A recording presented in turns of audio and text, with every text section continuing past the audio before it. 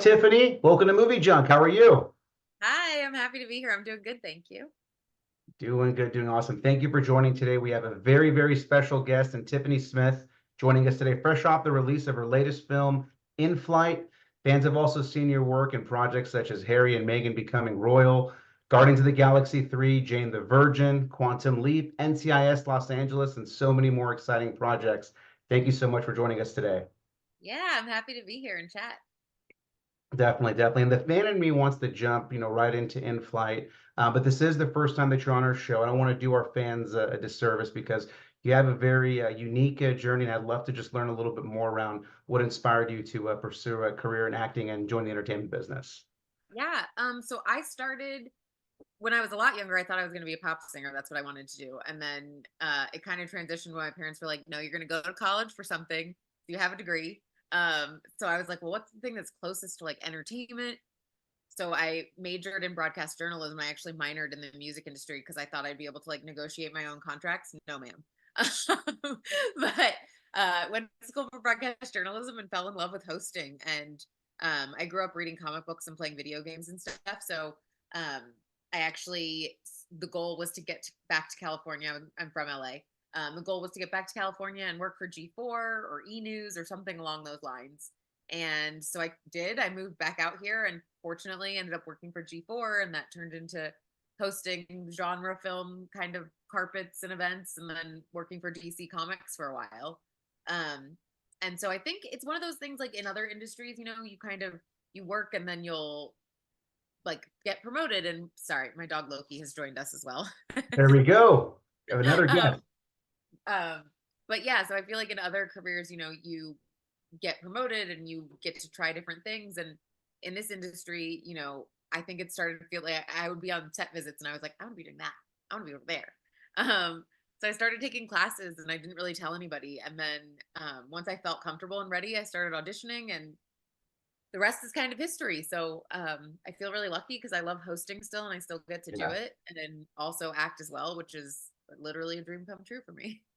Definitely right, because you see a lot of actors that start their career in acting and then become hosts, right? So it's also exciting too when you see, because it's also the stepping stone as well too. So really excited to see that. And so did that experience, in hosting, make was it a seamless transition, or did the acting school really help with that transition?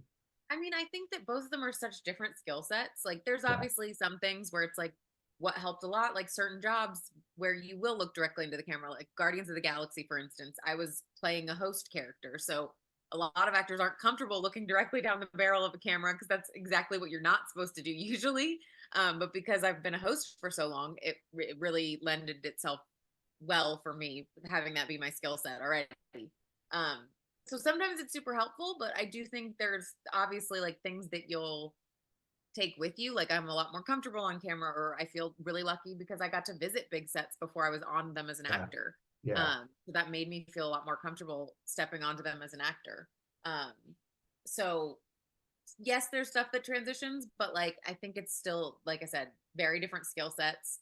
Because a lot of times, like in hosting, I got really comfortable with improving because you're in the middle of a live thing and you're like, well, I know where I'm trying to get this to, so I'm just going to improv stuff. And sometimes you can do that with acting, sometimes you can't. Um, and usually it's, with acting, you're memorizing your lines and making sure you know the other person's lines too, even though you are still listening. But with hosting, it's very much like you talk to the person and you are really listening. So then you can figure out what your next question is going to be based off of what they said. Definitely, definitely. Did you have any early inspirations growing up? Whether it was an actor, actress, or filmmaker?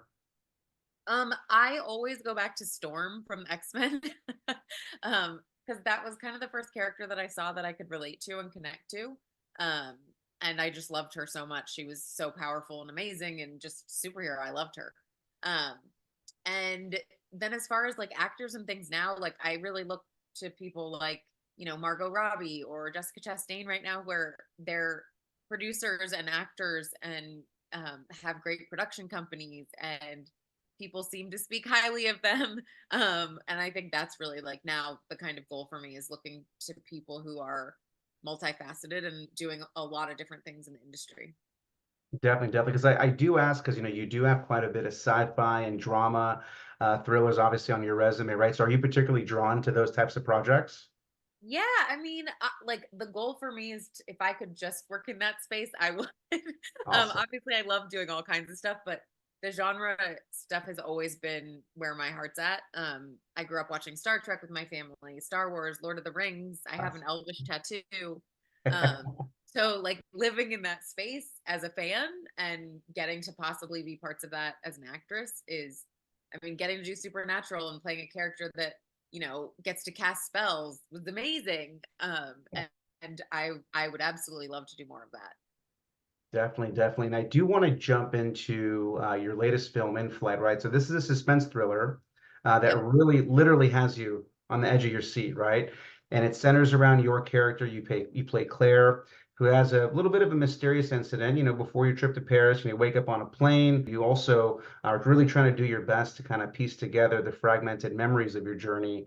How did you first hear about this role? So I had actually shot a short film called The Power Within with Bo Youngblood, who is the Okay. director on the project.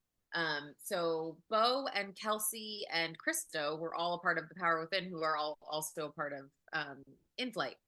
So Bo reached out to me and was like, "Hey, I think I'm going to direct my first feature, and I want to talk to you about it." And I was like, "Okay, great." I had no idea what she was going to talk to me about, and then I got to lunch with her and coffee, and she was like, "So Claire," and I was like, "Oh my god, yes."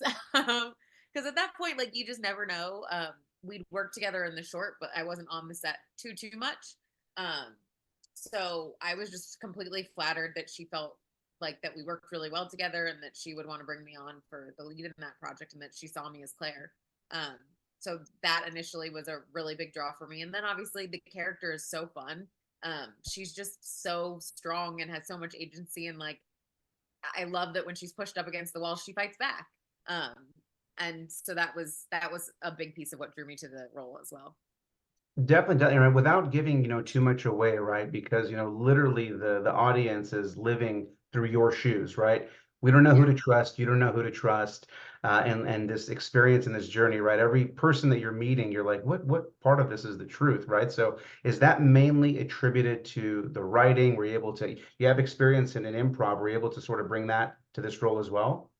I mean, that was the script. I mean, Drew and John, who wrote it, did such an amazing job. And yeah, I mean, it was a unique thing to deal with on set because so much of it was, wait, some of the characters know this, but all the actors know what the twisty turns and things are.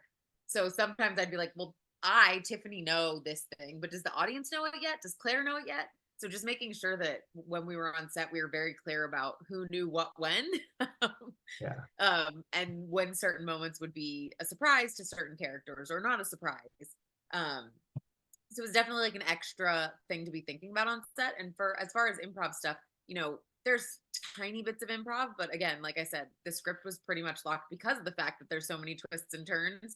You Yeah. can't really like improv something because if there's like a piece missing, it doesn't work. Definitely, right. And we mentioned Bo Youngblood, right? So she's mainly produced a lot of films, in this, genre, but this is her directorial debut. So anything that you can say as far as her directorial style based on her previous experience and what she Yeah. brought to this film? I mean, so like I said, I think she's directed a couple shorts. This was her first feature directing. And she is probably one of the most grounded, like even keeled humans I have ever met.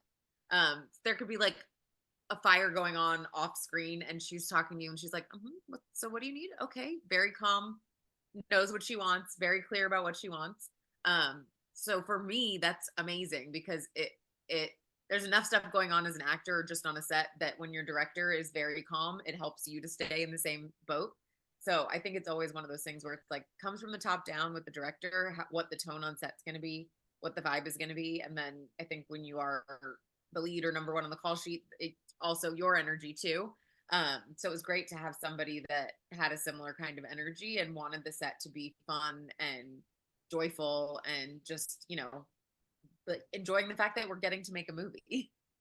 Definitely. And I mean, you're in almost every shot of this movie, right? So what's the hardest part? What was the hardest part of making this film in your role? I think the hardest part for me on this one one, I'm very glad that I didn't do a bunch of interviews before doing the movie because everyone's like, "You're in every shot. There's so much weighing on you. How did you feel about that?" I'm like, "Oh God." Right? Right? um, but literally, that's for me. That's the dream, is to get to be able to play roles that I feel strongly enough that I could carry a film when I need to. And, you have great cast surrounding you, obviously. But I think the hardest part on this one was the fact that the character is so disconnected from all the other characters. And I hated the fact that like they could all hang out together and I could hang out with them, but I was like, I can't like there were inside jokes that were happening because they would have downtime together and I couldn't really do that because I was always on set. But I think it actually ended up helping a bit because of the fact that this character feels disconnected from everybody. And Mhm. on the flip side, it's like I still became really great friends with everybody on set anyway. It's just Yeah. like you have FOMO when everyone's like playing and goofing around and you're like, wait, I want to be doing that too. So Definitely, it's probably the definitely. hardest part. And I watched this film with my wife, right? And we were both, watching, and we kind of both had our early predictions as far as like where the story was going to go, Yeah. and that's just a tribute to the writing is that you keep you guessing up until the very end. Yeah. And Did either of you guess? what was that? Did either of you guess it before? Oh no, no, we were wrong. We thought the movie was going in a different direction. No, I didn't. And again, I don't want to spoil too much because I know the film's slated to come out, shortly, November 15th. I'm not mistaken, correct? November 15th, you can pre-order it now. And if you're in the Glendale or SoCal area, it's going to be Glendale theaters for from November 8th for a week. Okay, perfect, perfect. So folks can still see it on the big screen. Yep. It's available for pre-order as well too now, Yep. and slated for. Is it also going to be available on all major streaming platforms I as well? believe so. I believe that's all coming November 15th. Perfect, perfect. Yeah. So without giving too much away, because the film does end in a very unique way as well, which sort of teases a sequel, right? So are there any early talks of maybe a sequel to this film? I mean, we definitely talked about it on set. Um, we have obviously all of us, like I said, are still friends. We see each other really often. So there is, the hope of us getting to do another one because I think it ends in a really cool place that I would love to get to take Claire and see where some of the other actors would take stuff too because we would get to see them in a different light as well. So fingers crossed. This one's got to do well, and then hopefully we'll get to do a part two. Definitely, definitely. We're gonna also share the link to the trailer so fans can see Awesome. it as well. But what are some parting words or last minute teasers that you can give the fans before November 15th? I would say, like you said, it's stay on the edge of your seat. It's so fun because there's actors in here that you've seen in other things like Cristo Fernández from Ted Lasso, Maria Russell from Jury Duty, and they play very different characters in this film. And that's always fun for me as an audience member is seeing actors do something totally different. And hopefully you feel like you get to go on the journey with Claire, me, and I get to be the audience's eyes through this movie and just have fun, enjoy it, enjoy the ride, enjoy the flight. Definitely, definitely. Literally, literally, right? So no, we're excited. Again, I really enjoyed the film. It's an edge of your seat thriller. Fans are also going to really enjoy it. So we're excited to obviously see the fan reaction as well too. As far as also sharing, some of your upcoming projects, are there any that you're able to discuss or share today? Yeah, so I just finished an audio drama called The Curious Matter, season 3, The Exile. It's based off of a novel called Police Your Planet, and I voiced the lead character in that one. And we had an incredible cast from Trace Lissette to Tracy Toms, Malcolm Barrett, Eugene Bird, Kevin Smith. It's a sci-fi. It's amazing. I'm so proud of it. So check it out anywhere you listen to podcasts. And then I did a Kickstarter with a friend of mine, Mark Bernardin, for a feature called Deepest Darkest, and we reached our Kickstarter goal. So thank you to anyone who donated and backed us. And Awesome. we'll probably be filming in December, January, and that one is sci-fi genre anthology. So it's 8 different shorts that tie together as a feature. And I'm so excited. I'm playing Tara, who's the lead in that one that goes through all of the shorts, but we've got Rosario Dawson and Phil Lamar, Ernie Hudson, Raul Coley. So we have some great, great actors signed on to work on the film, which I'm very excited about. So keep your eyes open for that. And if you follow me on social, it's at Tiffany_Smith. I will keep you guys updated on everything that's going on there. Awesome, awesome. We'll definitely leave that for round two to talk about your upcoming projects as well too. I always love leaving our guests with one parting question as well. Whenever you guys are not working, what are some of the shows or movies that you're binge watching on TV? Oh, what am I binge watch right now? I'm binge watching season 2 of The Diplomat. I love that show. It's really, really good. And I just finished binge watching Monsters, the Okay. Menendez brothers story. Oh yeah, yeah, that was Um, good.